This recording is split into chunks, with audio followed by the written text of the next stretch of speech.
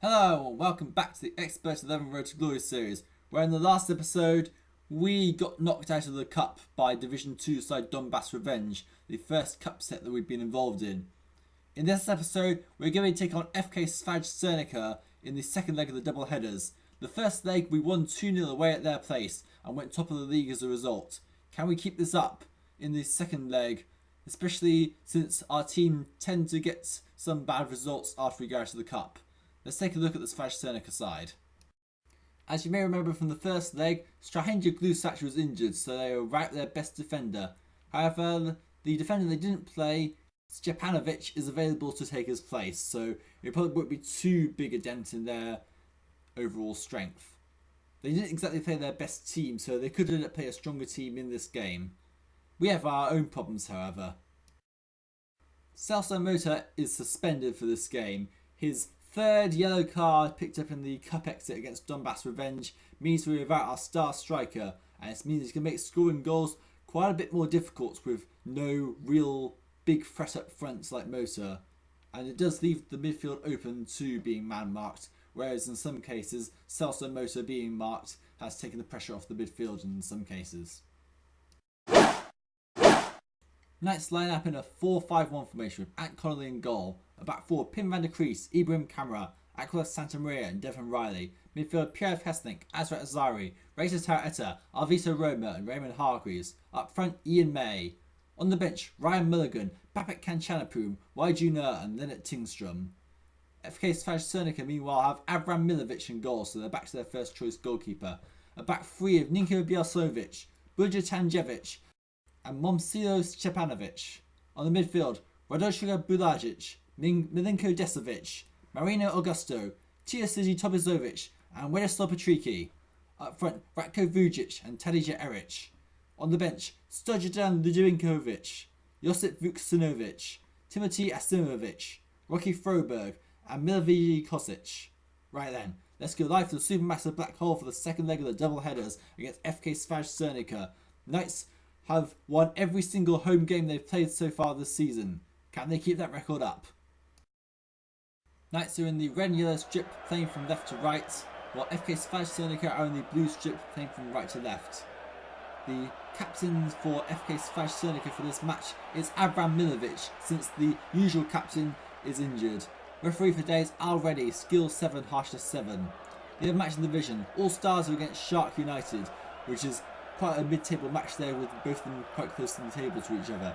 Kyoshi's Killers are against Steppenwolf Suckers, the team that managed to beat them and claim their first 3 points of the season in a huge shock result.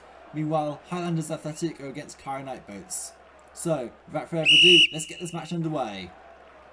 And Svajcernica are already starting to dominate possession here. This is not a good sign here, but Knights are starting to get the ball back a bit now, and hopefully we can have a shot on goal. Svajcernica have a good amount of possession here, but they have failed to really create anything whatsoever, as Avram Milovic has picked up a slight injury.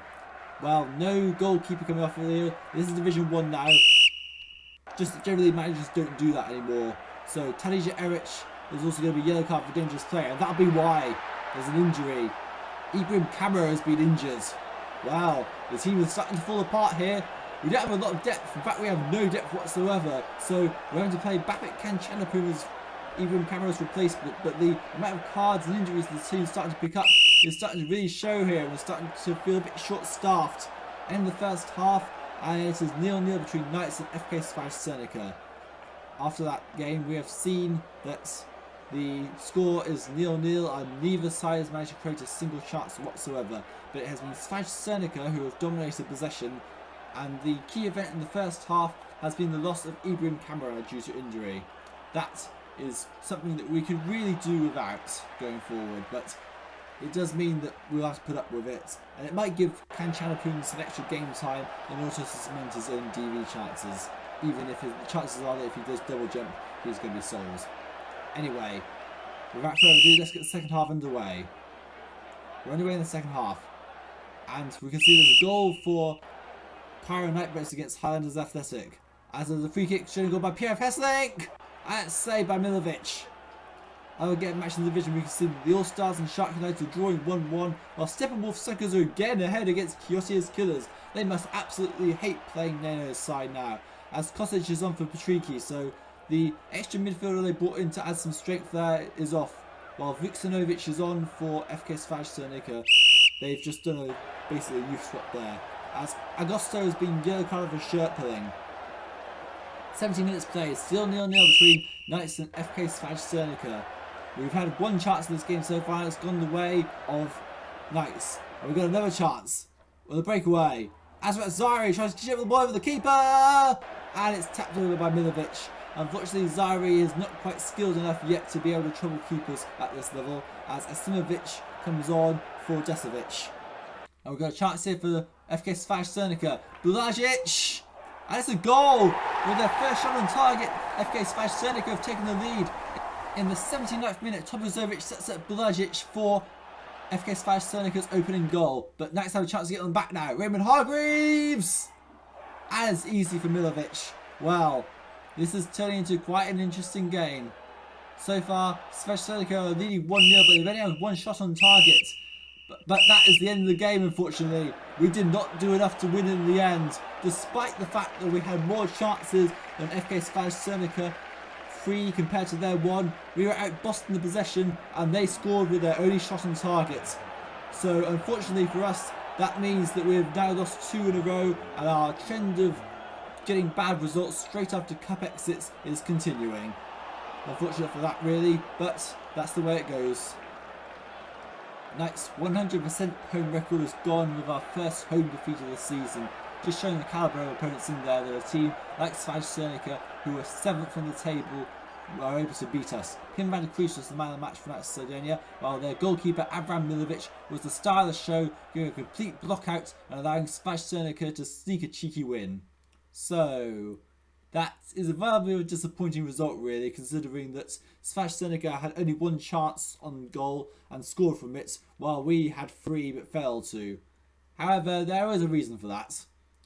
Obviously their goalkeeper had a very good performance, but that was partly down to the fact that aggression levels were something completely misjudged. Because of the amount of cards we were picking up and the injury for Qamara that developed as a result, I was actually playing careful in this match. That was a huge mistake really.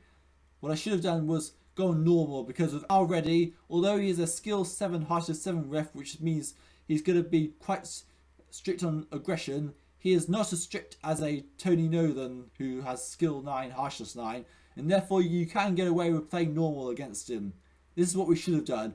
In the end, we played careful and paid the price for it. Svajcernica were more aggressive, had more possession, and their team overall performed better than ours. As a result, we have lost this match, and unfortunately our stint at the top of the Ultimate League's Division 1B lasted only a week. We have been knocked off now.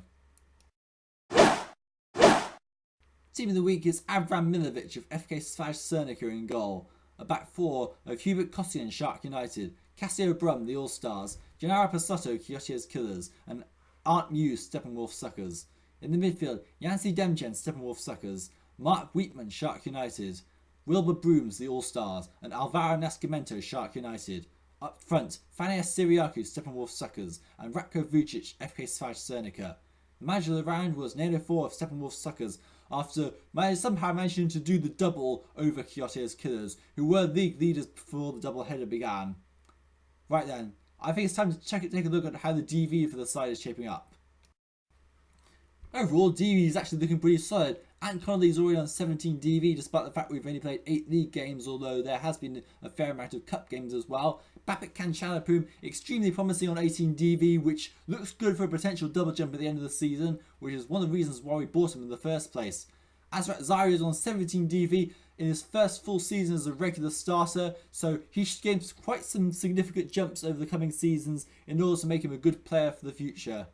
Overall, DV is actually really good, especially in midfield with Ray Tataw Eta, Pierre Of Hesslink and Raymond Hargreaves all on 16 DV. Celso is only on 13, but he's 28 now, so his DV requirements aren't going to be as high as they used to be. Aquila Santamaria on 15 DV and Pim Kruis on 14 DV is also a good sign to see. Lennart Tingström is on 15 DV, while the only real disappointment is the now injured Ibrahim Qamara, who is on 13 DV and needs quite a substantial amount of DV if he's to get a skill increase at the end of the season. This is not looking likely, so chances are we won't get a 26-14 and it'll just be a 26-13. So let's take a look at the standings now. After losing to Svajcernica as the league leaders, we're no longer the league leaders, which is perhaps unsurprising. Instead, the All-Stars, who won 2-1 against Shark United, are the new league leaders. We're down to second, just a point behind the All-Stars, while Kyoto's Killers are just a point behind us. 2 points further back are Highlanders Athletic on 11 points, which is the same number as Kyra Nightboats, also on 11 points. And FK Svajcernica, after that win, are up to 10 points, and they're only actually 4 points behind us, despite the fact that they're in the relegation zone and we're in second place. Shark United, meanwhile, are also in the relegation zone on 9 points. And so that means that we are an extremely tight, close division where anyone could go up and anyone could go down. It is absolute madness. Top of this all off, Steppenwolf Suckers are capable of beating Kyoto's Killers, and they now have 6 points. After going the entire season without scoring a single point, they've now got 6 from their last 2 after beating Kyoto's Killers. This is an absolutely mad division, and it's set to continue next time when we play Steppenwolf Suckers away from home.